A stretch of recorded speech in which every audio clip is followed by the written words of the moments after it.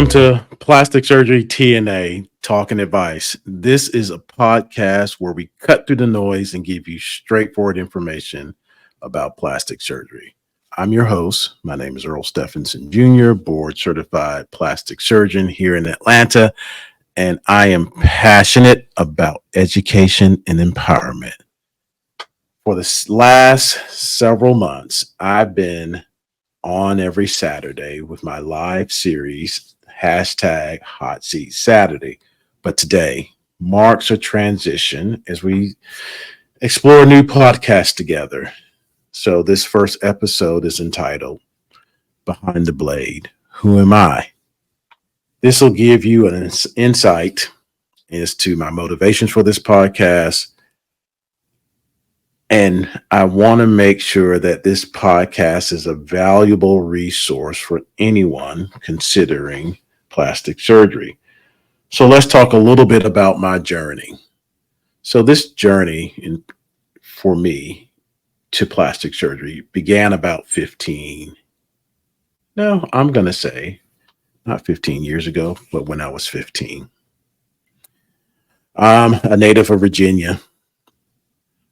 As a 15-year-old, you kind of understand maybe who you might be at that time, and still am.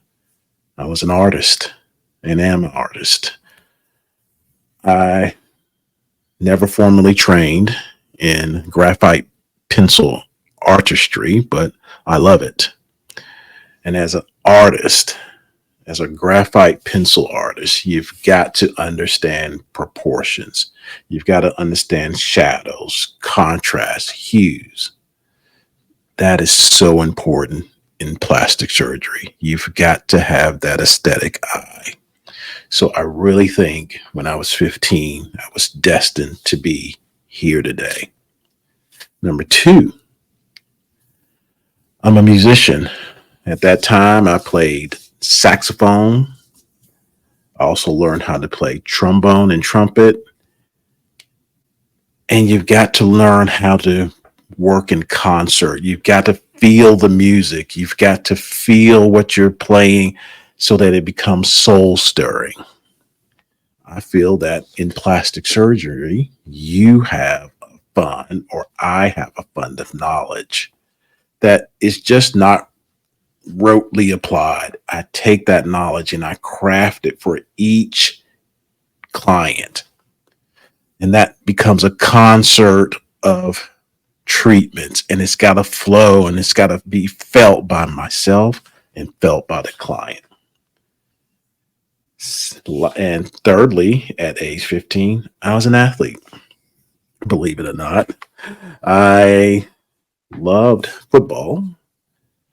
I love basketball, which I'm probably better at than any sport, but I just needed 4 more inches of height, and this would be totally different, but that's another story. But growing up, I was a baseball player, which is probably the smartest athlete to be because they can play such a long time and make a good living. But as a 15-year-old baseball player, a catcher, as I prepared for my practice one Saturday afternoon, I'm sitting on the bleachers waiting for the team that had been practicing on the field to leave.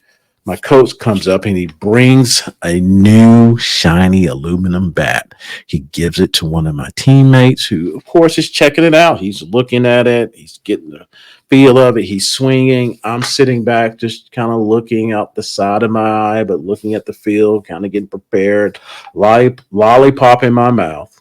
And then as my teammate swings forward, he swings back, and then bam, right in the kisser. So needless to say, I spent a lot of time in a dental office.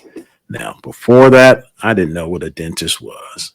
But as I went through all my treatments, I was able to see as a 15, 16, 17, 18-year-old that this dentist looked like he had it going on. He had a great office. He had his own business. He seemed to be doing me justice. He had a great staff. His wife seemed happy, and he seemed to be doing all right. And I said to myself, well, I'll say this. My mother asked me one day before I graduated, well, what do you want to do? And I wanted to be a commercial artist. And she's like, no, bruh, you can't do that because I'm not feeding you for the rest of your life. You're going to have to think about something different. And so I did. I went back to my experience with my dentist. And I said, I think I can be a dentist. And so I embarked into the field of dentistry. So first I have to go to college. So I could have gone to colleges in Virginia, but what did I do? I go to Norman, Oklahoma. Oh my gosh, was that a culture shock? But it was the best thing for me. I spent 4 years at the University of Oklahoma, gained a lot of perspective on who I was, what I liked, what I didn't like, and met some very interesting people and characters along the way. I did well. Uh, wasn't much to do in Oklahoma but study and watch football, so that's what I did. And I eventually applied to dental school and I got recruited by the University of Oklahoma College of Dentistry, which is, I can say, was a very great time in my life. It was fantastic. I really enjoyed it. Now, there weren't many brothers. There was one brother in my class and a sister, but my classmates were phenomenal. They are phenomenal people still. And they crafted and really embraced me. And I became class president. And so I was able to move nicely through the dental school. I made lifelong friends from classmates, as I mentioned before, and professors. And so as I matriculated or got through dental school, I was exposed to oral surgery. And that's part of our training as dentists. And I said, hey, these guys, and they were all guys at that time, are really freaking cool. They're doing surgery and they're dentists. I want to do that. And there were no brothers. I didn't see any brothers doing that. And again, this is why I'm doing the podcast. We're keeping it real. But through hard work, I was able to position myself in the top 10% of my graduating dental school class. I applied to oral surgery programs around the nation, and it's a complicated process, but I matched at the University of Oklahoma. And I completed that training program, which was phenomenal. And I was the first African American trainee to complete that program in 1994. I was the first oral surgeon, African American oral surgeon in the state of Oklahoma. Sadly, but happily, as a caveat, last week, the second African American oral surgeon trained and finished that program 30 years later. It's sad, but true. So, nonetheless, I was able to complete oral surgery. I was able to get training. I felt good about myself. My journey was, I thought, coming to an end, but it was really only the beginning. At the end of my training, I couldn't find a job. I had to really hustle around Tulsa, Oklahoma, and take out teeth. And a couple of dentists took me in and said, hey, you can work here and shuck teeth, as we say. And I did that for a year. And it made me think, I'm not marketable enough. Maybe I can do more. Maybe I should be in a different place. So I applied to medical school at Eastern Virginia Medical School on a whim. I actually called one of my classmates from dental school, happened to talk to him. He was in Florida trying to get into an oral surgery program. And he told me, hey, guys down here are going up to Virginia and getting their medical degree once they finish oral surgery. And I checked that out. And it just so happened, as I was trying to get out of Tulsa, Oklahoma, I was trying to figure out where I was going to go. And I was able to get into this medical school, Eastern Virginia Medical School, in my backyard in Norfolk, Virginia. You can't write it any better than that. And so I went back to medical school and I trained in medicine just like any other physician. It was myself and another gentleman from who eventually ended up in Florida, who's originally from Colorado. And we trained and we got our medical degrees. Now, you're talking about timing. When we finished that program, they shut that down. There were no more oral surgeons that could come through there. So we got there just in the nick of time. So now I'm finished. I have a medical degree, a dental degree, and oral surgery training. What am I to do? Should I go and do ENT? Should I go and do plastic surgery? Should I go back and do oral surgery as a double degree oral surgeon? What should I do? So I went to Memphis for a year so I can train for a year to get my medical license. And then lo and behold, I was having a daughter. And so I had to go to work. So we moved to Atlanta, Georgia. And I practiced as a double degree oral surgeon with all this rich training. And please, oral surgeons out there, don't get me wrong. You guys make a fabulous living and do great things. But I was shucking wisdom teeth day in and day out. And that just wasn't me. I could do more. I could be more. I was wasting my talent. So after 5 years of practicing in Alpharetta, Georgia, I decided to go home and say, I'm quitting. And I am going to go back to training in general surgery, if I can say that, general surgery. And I want to be a plastic surgeon. And there were no guarantees that this was going to happen. So, of course, that went over like a lead balloon. But trained in Atlanta, the Atlanta Medical Center, and no longer exists. But that was fantastic. The people I met at Atlanta Medical Center, the training I got was outstanding.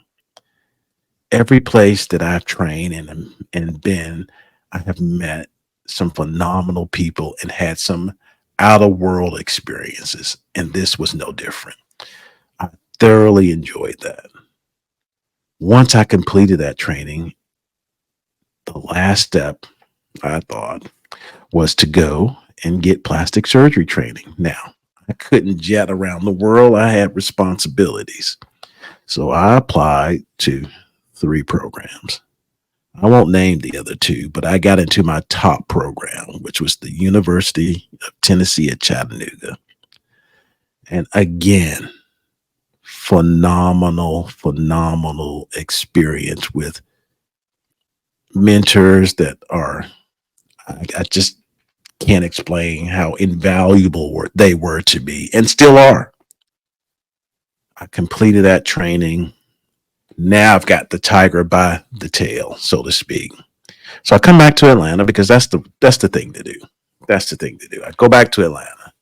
I associate with a couple of guys, and I knew this wasn't really going to be long term. I need to just get on my feet. I need to pay down some debt. I need to get my boards, and then I'm going to do the next best thing. So I'm doing all those things. And then I've accomplished my financial goals. I've gotten my boards, and it's 2007. And those who were adults in 2007 know how bad that was. It was really bad. Plastic surgeons in Atlanta were going out of business. But I decided to start my business in 2007 because I figured if I could make it in 2007, then I could make it at any time. So I started my business out in a bedroom community east of Atlanta. And I did great for 10 years. I was grinding. And I made a lot of collegial friends, met people, and a group of plastic surgeons a little bit north, a little bit west of me said, hey, you're a good guy. We are good guys. Let's all the good guys get together and let's just do this thing together and do it better. and it all sounded good. Looks are deceiving. We live and learn. That sucked. I I got I got hosed. And so after 5 years of getting the shaft, I decided to get out. Now, I was slow to move, and unfortunately, the man upstairs made me move. I lost my mother in 2022, and dealing with that business, and then dealing with the very sudden loss of my mother. Now, I've lost my father prior to the pandemic. And now I've lost my mother acutely or suddenly at the end of the pandemic. It was too much. So I just decided to take a time out. We got to take a time out. We got to stop what we're doing. We got to think about this. Why did all this happen? Why did I have all these journeys and experiences to kind of crash and burn? It's just a redirection, folks. It's just a redirection. As my wife says, it's slash and burn agriculture. Sometimes you got to break it all the way down to build it all the way back up. So after about a year or a little bit less, I decided, man, I'm not going to go anywhere. I was entertaining leaving Atlanta. No, I'm not going out like that. So I decided to start ESJ Aesthetics here in Dunwoody, Georgia. It's a great area. Focus on aesthetic surgery of the face, body, and breast. So this is where I am. This is where I have been for the last year. You're in my podcast studio in the office. And so that's my journey. I have so much to give and I have so much still to learn. So I want to use this platform to do so. So again, you say, that's great. That might be an inspiring story or whatever to someone, but why do the podcast?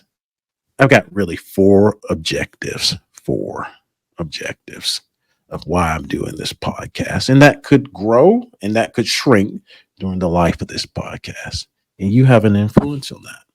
But my four objectives for starting this podcast are as follows. Number one, I really enjoy educating and informing others. I just like that. I'm a teacher. I teach medical students. I teach residents.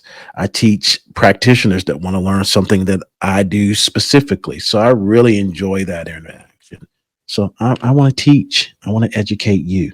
If you want to listen, I'll teach. The second thing is that I'm a lifelong learner. I want to continue to grow. I've had all these experiences that I've shared with you. I like to have experiences and I like to better myself and grow. Obviously in plastic surgery, but even outside of plastic surgery. Third, I'm just going to cut through the BS of plastic surgery and aesthetic surgery in the world of beauty. There's a lot of crap out there. And you get a lot of misinformation, and we're all familiar with misinformation if you turn on the news. Again, another whole subject that we're going to shelve. But I'm going to cut through the crap of plastic surgery because I want you to be informed. Knowledge is power.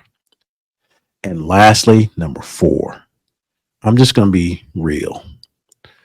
As I mentioned, I'm a plastic surgeon. I got a business. I'm here to put myself in front of you because I want to serve you.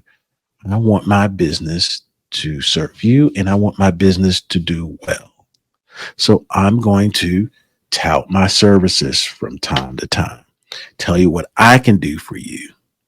And hopefully, if that resonates with you, then you and I can work together. But my primary goal still is about education and empowerment. So you still may want to have a procedure. I'm going to educate you and you're going to be equipped with that, but I may not be your guy. and you can take that information to whoever you feel a connection with. That's really what I want to do. If you work with me, great. That's icing on the cake. But you've got the information to stay safe and get the results, the outcome, whatever you want to say that you desire. So those are my 4 reasons for starting the podcast. So, I'm going to end this first podcast on that. I really thank you for joining me. I'm excited about this journey. Whether you're a long-term follower or a new listener, I'm really happy that you tuned in.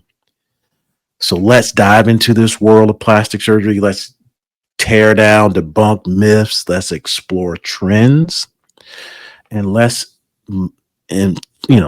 make informed decisions together. So, on that note, I want you guys to stay tuned next week for Plastic Surgery TNA Talk and Advice, where we're going to discuss something very interesting. We're going to talk about untold stories. And I have an untold story about the truth behind a plastic surgeon's fatal operation. So you want to stay tuned and kind of set your calendars. Next Saturday, we're going to talk about the dark truth, let's call it that, behind a plastic surgeon's fatal operation. So see you next Saturday at 11 a.m. Again, thanks for listening to Plastic Surgery TNA, where we are going to educate and empower. Until next time, peace.